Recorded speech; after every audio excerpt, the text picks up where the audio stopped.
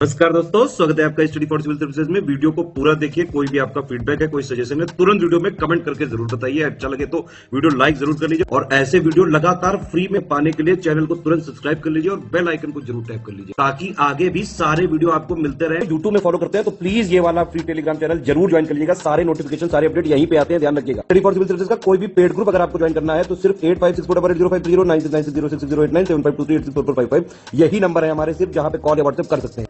Instagram पे हमारा page जरूर फॉलो कर लीजिएगा, study for civil dot services है। ट्विटर पे हमको जरूर फॉलो कर लीजिएगा, @स्टडी फॉर सिविल्स है। Hello everyone, welcome you all to study for civil services. ये हमारे इस वीक के 1 जून के से 7 जून तक के इम्पोर्टेंट करंट अफेयर्स हैं। इन सभी को आप आने वाले अपकमिंग जो भी आप एग्जाम देने वाले हैं, और अगर आप लोग सीएपीएफ के लिए प्रिपेयर कर रहे हो तो ये बहुत इंपॉर्टेंट सीरीज है, क्योंकि सीएपीएफ में कम से कम आप लोग पूरा जून कवर करना ही पड़ेगा। जून के काफी सारे करंट अफेयर्स होंगे ऐसे जो कि एग्जाम में बनेंगे, खास करके डिफेंस के करंट अफेयर, कोई एक्सरसाइज करी है या कुछ भी इस तरीके की चीजें हैं।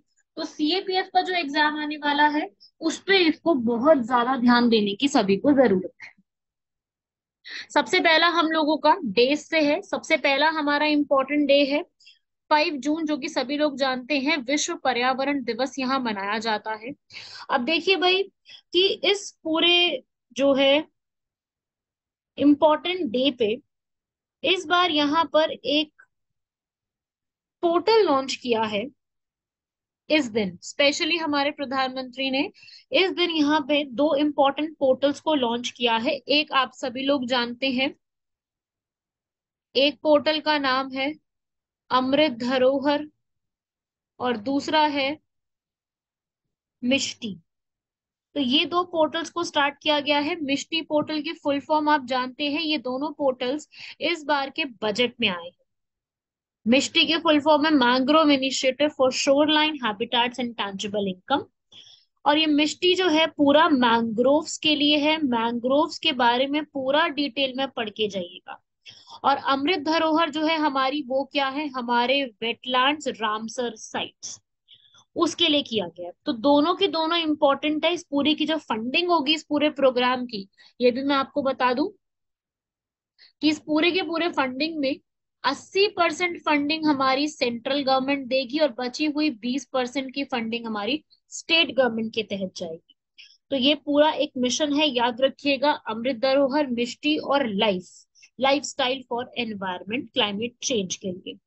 तो ये सब अभी हाल फिलहाल में किए गए हैं और इनसे बहुत बड़ा चांस है कि कोई ना कोई क्वेश्चन बन सकता है। ठीक है भाई। तो एनवायरनमेंट डे पर स्क्रीन पहले ही आ चुकी थी, लेकिन अब इसको लॉन्च किया गया है प्रॉपरली, क्योंकि लॉन्च भी तो करनी होती है ना, कि अब इसको हम पूरी तरीके से बना रहे हैं, ला रहे हैं। ठीक है। अब एक चीज और याद रखिएगा भाई, मैंग्रोव्स भारत में कहाँ पे ज्यादा है, क्या उनका इंफॉर्मेशन है मैंग्रोव्स पे, बहुत जरूरी है। ट्रीज और श्रब्स में आपको देखने को मिलेंगे। और इंडिया की फॉरेस्ट रिपोर्ट 2021 को पढ़ के जाइएगा। 2021 की Indian state of forest report के अनुसार साउथ एशिया में इंडिया के अकेले इंडिया के पास 3% मैंग्रोव्स है, जिसमें सबसे ज्यादा किस्में हैं सुंदरबंस, अंडमान निकोबार, कच्छ, जामनगर, गुजरात। इन जगह पे आपको अच्छा खासा देखने को मिलेगा। और मैं एक चीज और बता दूं, अभी हाल फिलहाल में ही जो है एक सेव वेटलैंड्स कैंपेन भी चलाया गया था गोवा के अंदर। सेव वेटलैंड्स के नाम से था वो कैंपेन था गोवा के अंदर। ठीक है। और वो कैंपेन जो गोवा में चलाया गया है वो एक लेक के पास था। अब ये लेक पूछ सकता है कि कहाँ पे लोकेटेड है। लेक का नाम है नंदा लेक। क्वेश्चन आएगा, Nanda lake recently in news is situated in. तो आपसे पूछा जाएगा कि भाई नंदा लेक कहाँ पे बनी हुई है, तो कहाँ बनी हुई है, वो है हमारी गोवा में। तो इस प्रकार से कोई ना कोई सवाल इस पूरे पर बन सकता है। इस पूरे को लर्न करना है आपको, जिस तरीके से मैंने बताया सेम उसी हिसाब से पूरा लर्न करना होगा। ठीक है भाई। चलो अगले पे बढ़ते हैं। अगला है हमारा वर्ल्ड फूड सेफ्टी डे, खाद्य सुरक्षा दिवस, जिसके अंदर जो है इस बार की थीम है फूड स्टैंडर्ड सेव लाइव्स करके। ये 7 जून को मनाया जाता है। ये अभी हमारी जो एक ऑर्गेनाइजेशन है FSSAI, उसके द्वारा इस पूरे का आयोजन किया गया है। विज्ञान भवन में इसका और पूरा एक आयोजन जो है अभी किया गया है इस साल का। ठीक है भाई। वैसे तो देखो ये पूरा करती है WHO, लेकिन चलो WHO तो करती है, लेकिन इंडिया में भी तो करते हैं ना कोई। इंडिया में इसको FSSAI करती है। आप सभी जानते हैं ये FSSAI जो है पूरे वर्ल्ड में इंडिया में सेफ्टी के लिए काम करती है। फूड की प्रॉपर सेफ्टी हमेशा होनी चाहिए, उसके अंदर केमिकल्स हो गए और ये सब चीजों का कम से कम इस्तेमाल होना चाहिए। और एक चीज मैं और बता दूं, जितना भी यहाँ पर सारे स्टैंडर्ड्स होते हैं उसके लिए कमीशन बनाई गई है अलग से। वो कमीशन सारे स्टैंडर्ड्स को तय करती है। कमीशन का नाम है कोडेक्स एलिमेंट्रस कमीशन। ये पूरा काम देखती है कि भाई किसका कितना कैसे होना चाहिए। ये कमीशन बनाई गई थी 1963 में। ये WHO के अंडर काम करती है और सारी की सारी सेफ्टी का फूड में ध्यान रखती है। ठीक है, ये दो इम्पोर्टेंट इस बार के जो है डेज थे। अब हम आते हैं हमारे कुछ डिफेंस न्यूज की तरफ। डिफेंस न्यूज बहुत ज्यादा इम्पोर्टेंट है। एकता दिवस अभी हाल फिलहाल में मनाया गया है, या आप कह लीजिए एकता अभ्यास अभी किया गया है। और ये एकता अभ्यास इंडिया और मालदीव्स के बीच में किया जाता है। ठीक है, एकता अभ्यास। अब एकता की बात हो रही है, ठीक है ना, तो वही चीज है सेम। इसका 6th एडिशन हुआ है अभी। असल में जो है एक एक्सरसाइज भी हुई है एक्वेरिन करके। ठीक है, वो एक्सरसाइज भी है और एक अभ्यास भी है जिसका नाम है एकता अभ्यास। इसका हुआ है 6th एडिशन। ये नेवी एक्सरसाइज है। एक्वेरिन अलग है, वो मैं आपको आगे बताऊंगी। ठीक है, ये वाली जो पूरी एक्सरसाइज हुई है, इंडिया के नेवी डाइवर्स और मरीन कमांडोज मॉलडीव्स गए हैं इस पूरी एक्सरसाइज को परफॉर्म करने के लिए। ये हर बार होती है। 4 जून से 3 जुलाई तक ये एक्सरसाइज पूरी चल रही है, इससे पहले भी हो चुकी है। तो ये अभी हाल फिलहाल में है, याद रखिएगा। एकता अभ्यास हमारा किसके साथ होता है, याद रखिएगा। अब एक और एक्सरसाइज भी होती है एक्वेरिन, वो भी मॉलडीव्स के साथ है। तो दोनों अलग अलग है वैसे, लेकिन आपको याद रखना है। अब इसके बाद आता है सुदर्शन शक्ति एक्सरसाइज। अब देखो, एक तो सुदर्शन लेक है, वो तो अलग है। आप लोग कमेंट बॉक्स में मुझे बताइए कि सुदर्शन लेक कहाँ पर है और उसका रिनोवेशन किसने करवाया था। कमेंट बॉक्स में बताइएगा। अब आती है भाई सुदर्शन शक्ति एक्सरसाइज। अब ये पूरा हमारी इंडियन आर्मी ने, इंडियन आर्मी की सप्त शक्ति एक कमांड है, उन्होंने इसको किया है, जिसके अंदर सेना को नई तरीके की तकनीकों के लिए, आधुनिक जो भी यहाँ पर दुबले और फुर्तीले लड़ाकू हैं, उनको और ज्यादा चुनौतियों के लिए तैयार करने के लिए बनाई गई है। जिसमें नई नई विशेष बल, विशेष तकनीकों का इस्तेमाल किया जाएगा, ड्रोन्स का इस्तेमाल किया जाएगा। इन सब चीजों के लिए यहाँ पर इसको अच्छा खासा एक पूरा तैयारी करी गई है। तो आप इसको याद रखिएगा। ये एक्सरसाइज हुई है कहाँ पे हुई है, राजस्थान और पंजाब के बॉर्डर्स की तरफ हुई है। ठीक है ना। तो इसे लोकेशन पूछता है तो लोकेशन आपको पता होनी चाहिए। अभी जो हमारे आर्मी के जनरल है मनोज पांडे, उनके साथ यहाँ पर ये पूरा तैयार किया गया है। तो डिफेंस में ये दो न्यूज में थी सबसे ज्यादा चीजें जो आपको पूरी तरीके से दिमाग में रखनी है और रटनी भी। अगला हम जो आर्टिकल स्टार्ट करने जा रहे हैं, ये बहुत बहुत ज्यादा इंपॉर्टेंट है। इस पूरे के पूरे आर्टिकल में मैं आपको सारी इंफॉर्मेशन कवर कराऊंगी हमारी नई पार्लियामेंट के बारे में। सभी लोग जानते हैं ये नई पार्लियामेंट की पूरी बिल्डिंग है, आप सभी लोगों ने कवर किया होगा आर्टिकल। अब मैं आपको यहाँ पर एक एक चीज के बारे में बताऊंगी कि नई पार्लियामेंट से क्या क्या क्वेश्चंस बन सकते हैं। संसद भवन है जो हमारा नई दिल्ली में, जिसमें लोकसभा और राज्यसभा दो हाउसेस हैं, जिसके लिए हमारा द्विसदन जाना जाता है, जिसे हम कहते हैं बाई कैमरलिज्म। हमारे सेंटर लेवल पे बाई कैमरलिज्म होता है, लेकिन स्टेट लेवल पे बाई कैमरलिज्म कंपलसरी नहीं होता है। आज के समय में केवल 6 ही ऐसे राज्य हैं, यूपी, बिहार, कर्नाटक, महाराष्ट्र, तेलंगाना, आंध्र प्रदेश, जहां पर आपको द्विसदन या फिर बाइकैमरलिज्म देखने को मिलेगा। 28 मई 2023 को जो है ये पूरी नई पार्लियामेंट का इनॉग्रेशन किया गया है नई दिल्ली के अंदर। और बहुत पुराना वर्क चल रहा है और फिलहाल इसके जो प्रॉपर डिजाइन तैयार किया है 140 करोड़ सिटीजन्स के लिए यहाँ पर ये चीज की गई है। और ट्रायंगुलर शेप की 4 मंजिला बिल्डिंग बनाई गई है, जिसके बिल्कुल एंट्रेंस पे सत्यमेव जयते। सत्यमेव जयते जो है, हमने ये बोरो कहाँ से किया है? ये हमने बोरो किया है मुंडका उपनिषद से। ठीक है। आज का मेरा एक और सवाल आप लोगों से, इसका आंसर मैं आपको वीडियो के एंड में बताऊंगी। क्वेश्चन है कि जो हमारी G20 का समिट हो रहा है, जिसकी थीम है वसुधैव कुटुंबकम, ये हमने कहाँ से बोरो किया है? ये वाला स्लोगन, जैसे आप जानते हैं गायत्री मंत्र हमने ऋग्वेद से बोरो किया है, ऐसे ही जो हमारा G20 की थीम वसुधैव कुटुंबकम, one family one earth one future, ये हमने कहाँ से बोरो किया है? इसका सोर्स क्या है? वो मैं आपको बिल्कुल एंड में बताऊंगी। आगे बढ़ते हैं इसके बाद। अब जो हमारा नया ये हॉल तैयार हुआ है, जिसमें स्टार्टिंग में ही 9500 किलो का एक नेशनल एम्बलम बनाया गया है। अशोका पिलर सारनाथ से लिया गया, ये आप यहाँ पर एम्बलम देख सकते हैं। वो बनाया गया है ट्रायंगुलर शेप का। यहाँ पर एम्बलम जो है वो ब्रॉन्ज कांसे का बना हुआ है, जो कि 6.5 मीटर ऊंचा है, जिसमें 4 लायंस हैं। ठीक है, बिल्कुल ऊपर की तरफ।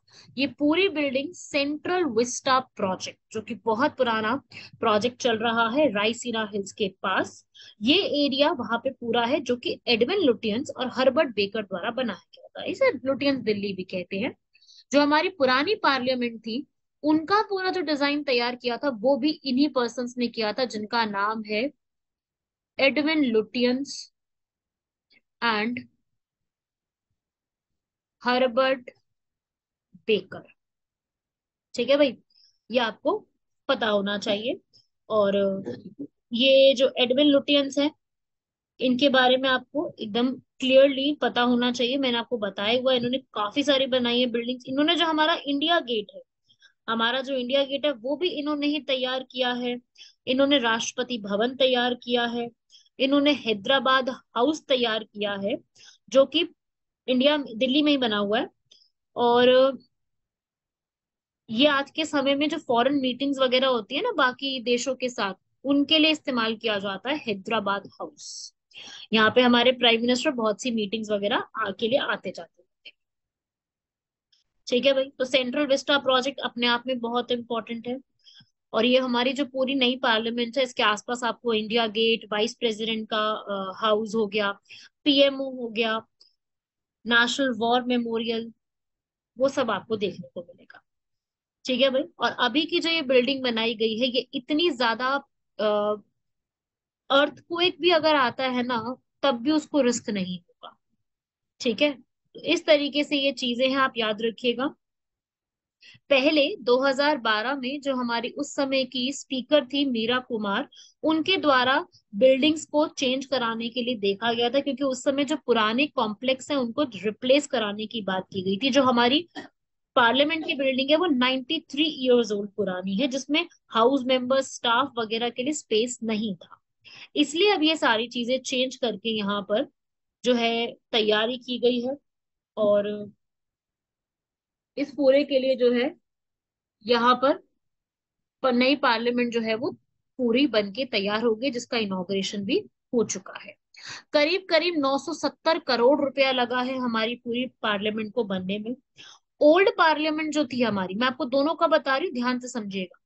ओल्ड पार्लियामेंट का जो डिजाइन था वो 1927 में डिजाइन किया था एडविन लुटियंस और हर्बर्ट बेकर। अच्छा, एक और बात बता दूं, ओल्ड पार्लियामेंट का डिजाइन किससे इन्फ्लुएंस्ड था?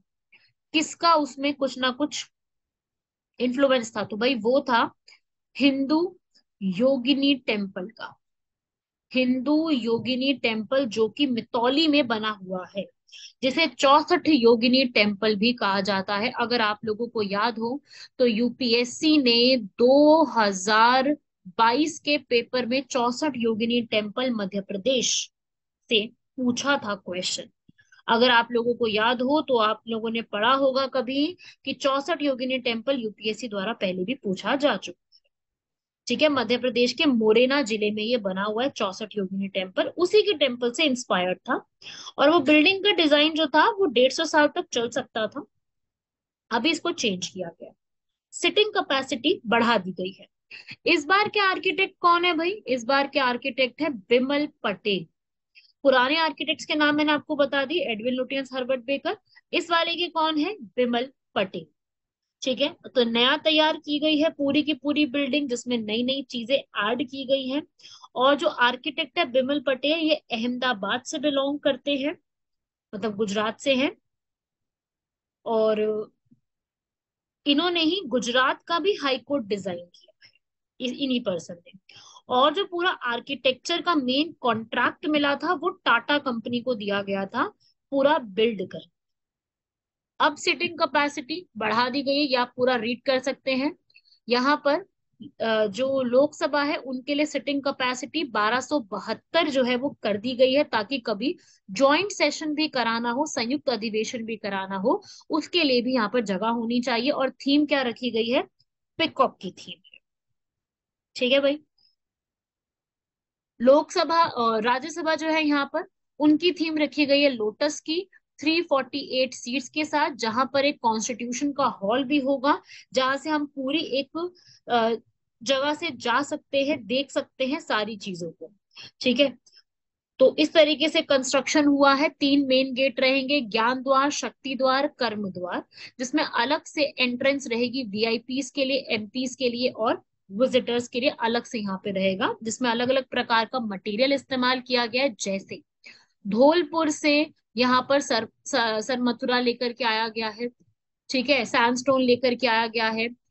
जैसलमेर राजस्थान से ग्रेनाइट जो है वो लेके आया गया है। नागपुर से पूरा डेकोर, जितने भी क्राफ्ट्स वाले लोग हैं वो मुंबई से बुलाए गए हैं। जो भी वहां पर वीविंग, सजावट का काम है या फिर उसके अंदर और जो काम है, वो सब उत्तर प्रदेश से बुलाए गए हैं लोग। और वहां पे जो कारपेट्स बिछाए गए हैं, जो नीचे पूरी जो दरी दरी वगैरह बिछाई गई है, वो पूरी हैंड नॉटेड, हाथ से बुनी हुई है। भदोही के वीवर्स, उत्तर प्रदेश, वहां से उनको लाया गया है। तो इस प्रकार से पूरी पार्लियामेंट को बहुत खूबसूरत तरीके से नए रूप से डिजाइन किया गया है। ठीक है भाई, ये आप याद रखिएगा। सितंबर 2019 में इसका प्लान डेवलप हुआ था, 2020 में इनको टाटा को पूरा कॉन्ट्रैक्ट दे दिया गया था। फिर उसके बाद यहाँ पर जो है बिमल पटेल को पूरा आर्किटेक्चर डिजाइन दिया गया, और 10 दिसंबर 2020 को इसका नींव रखा गया। फिर उसके बाद वहां पे नेशनल एम्बलम जो है वो लगाया गया, इम्पोज किया गया या फिर प्लेस किया गया। और फिर उसके बाद पूरा कंस्ट्रक्शन 20 मई को तैयार होता है, और 28 मई को हमारे प्रधानमंत्री पूरा इनॉग्रेशन करके आते हैं। इसमें एक और चीज है जो है सेंगोल के बारे में। वो सेंगोल मैंने अपनी लास्ट वीडियो में पूरा कवर किया है, तामिल ट्रेडिशन के हिसाब से, जो कि स्पीकर ऑफ लोकसभा की चेयर के पास बनाया गया है। तो वो सेंगोल मैंने आपको पिछली वीडियो में पूरा कवर किया है, इसलिए मैं इसको यहाँ पे नहीं बता रही हूँ, क्योंकि मैं ऑलरेडी पहले वो बता चुकी। असल में पूरी की पूरी कंट्रोवर्सी कुछ इस प्रकार से हो रही थी कि कांग्रेस पार्टी और बाकी सब पार्टीज जो है वो यहाँ पर करीब 19 ऑपोजिशन विरोधी पार्टीज थी, जो इस इनॉग्रेशन को बॉयकॉट कर रही थी। उनका ऐसा कहना था कि इस पूरे इवेंट का जो काम है वो हमारी राष्ट्रपति मिसेस द्रौपदी मुर्मू द्वारा किया जाना चाहिए।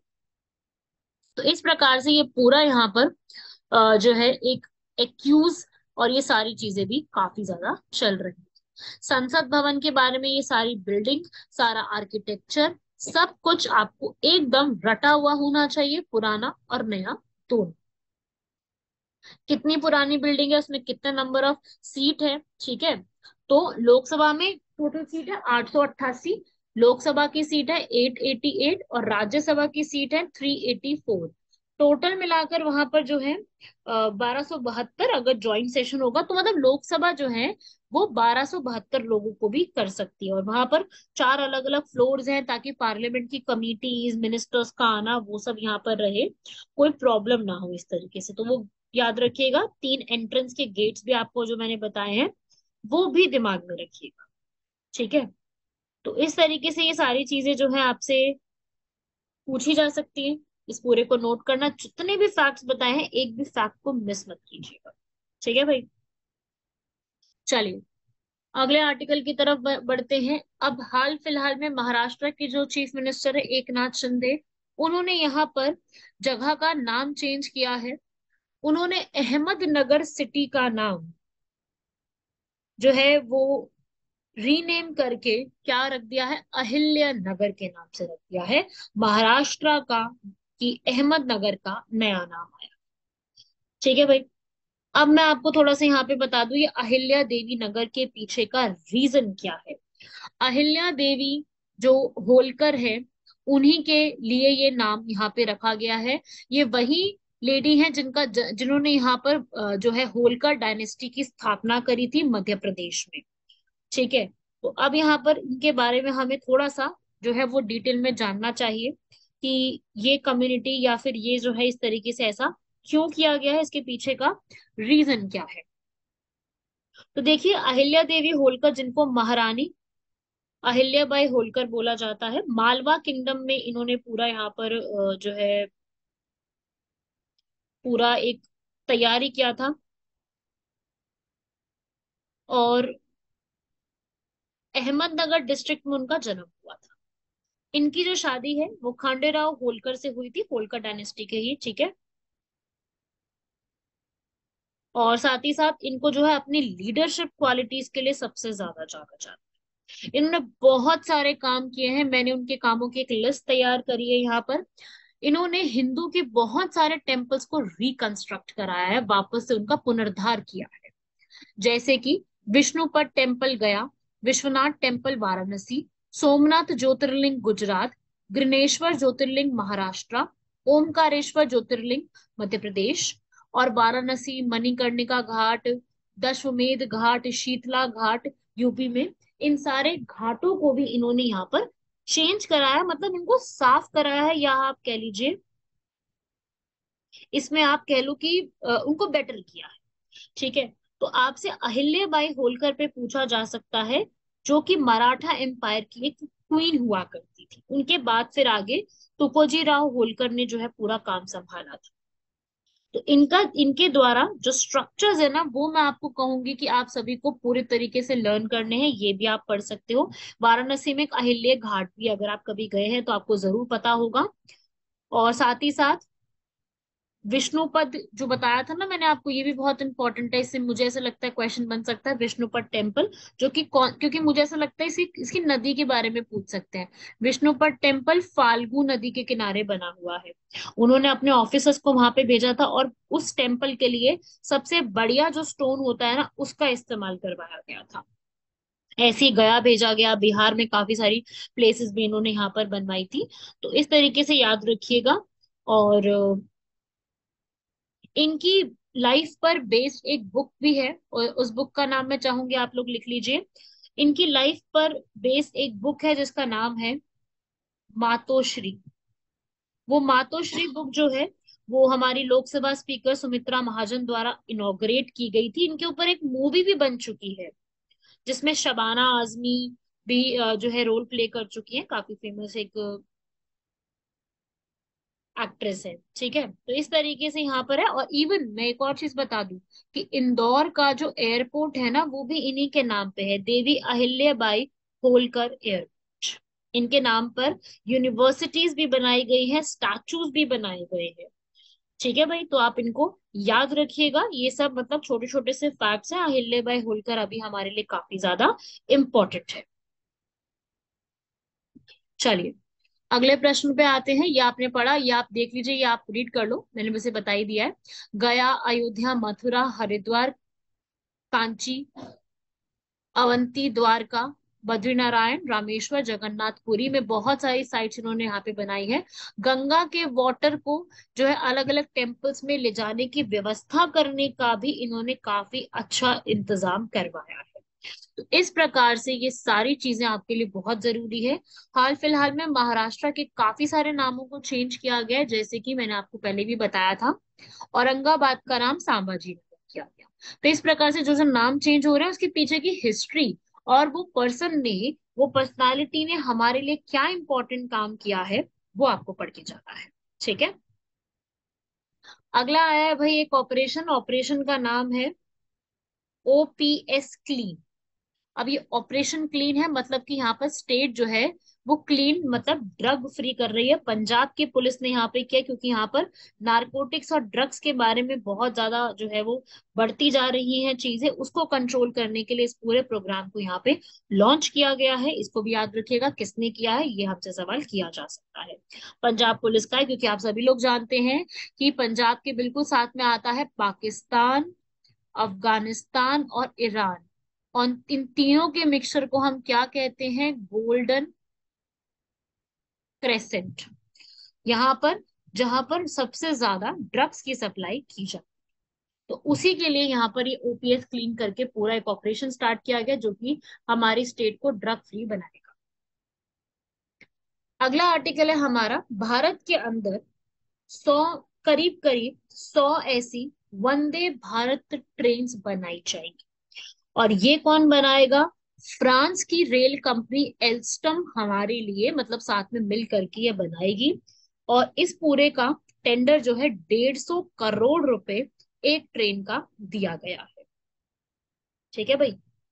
तो उनकी मेंटेनेंस और सारी चीजें यहाँ पर ये प्रॉपर की जाएंगी। फ्रांस की कंपनी एल्स्टम बहुत इंपॉर्टेंट है, इसको मत छोड़ के जाइएगा। पूरा एक बिड हुई थी यहाँ पर, उस बिड में जो है वैसे तो 30,000 करोड़ तक गई थी, तो यहाँ पर फाइनली ये हुआ है, जिसमें से जो है पूरा 30,000 करोड़ का कॉन्ट्रैक्ट रहा है, क्योंकि 100 बनानी है। इसमें से 13,000 करोड़ रुपए जो है सरकार देगी जब पूरा डिलीवरी होगी। फिर 17,000 करोड़ रुपए धीरे धीरे करके 35 सालों तक सरकार जो है वो देती रहेगी फ्रांस की कंपनी को। ठीक है ना। और भी इसमें बहुत सारे आए थे, जर्मनी की कंपनी आई थी, रशिया की आई थी। ठीक है, लेकिन ये इतना बिड नहीं कर पाई जितना फ्रांस ने किया। ठीक है भाई। तो इस तरीके से आपको पता है कि काफी सारी हमारी वंदे भारत ट्रेन आ चुकी है, चेयर कार है।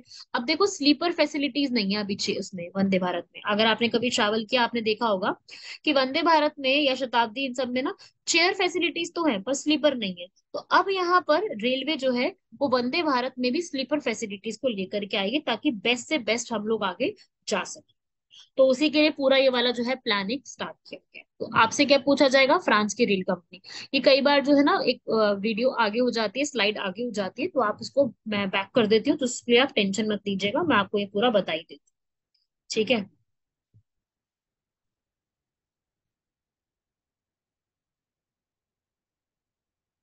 अगला है हमारा, अभी आप सभी लोग जानते हैं कि मणिपुर में काफी ज्यादा वायलेंस चल रहा था Meitei, Naga and cookie people द्वारा।